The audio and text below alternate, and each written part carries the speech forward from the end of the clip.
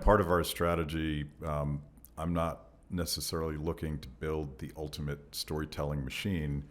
I'm wanting to show other people who are more capable than we are how this might work better than just writing a white paper. I've had a burning, as someone that's written many white papers, I have sort of a burning dislike for white papers because surely they're all written by now. Do we need another one? Here's the biggest problem about white papers and publishing in general. And that is that in order to get a dissertation, in order to get a PhD, you have to write a dissertation on a topic that hasn't been written before, right?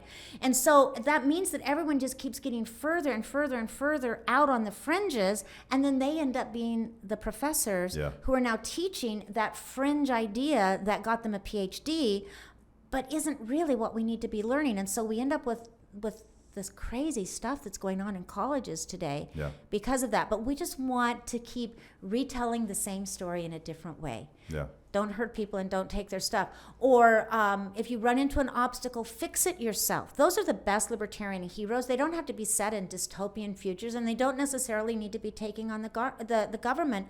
They just need to be fixing things themselves. One of my favorite libertarian movies that didn't know it was a libertarian movie was Jennifer Lawrence's film Winter's Bone.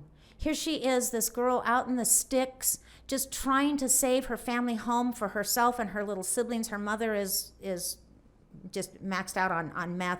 The father has disappeared, and they have to find either him or his body, because otherwise they're going to lose the bail money, and that means losing the farm. And she just does everything herself. And at one point she says to her brother and sister, do you guys want to eat? And they said yes. And she said, well, then you better come here and cook it.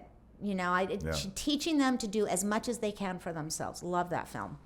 I tell this story all the time, but my gateway drug was a rock album that referenced Ayn Rand, who was a novelist.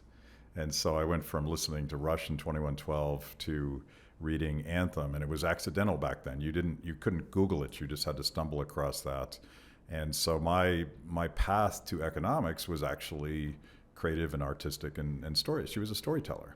And you just described an Ayn Rand story. Yes, exactly. You fix it yourself. You get help from your neighbors or your community or your family for the things you absolutely can't do yourself. In that movie, a neighbor brings over a quarter of a deer and hands it to her and says, I figured you could use this.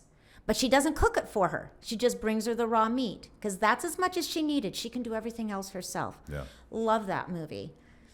So let's wrap up because I know you got films coming up almost immediately. If people want to check out some of the films that have won at Anthem, is there a portal for that? Like, how would people find these things? That's a good question.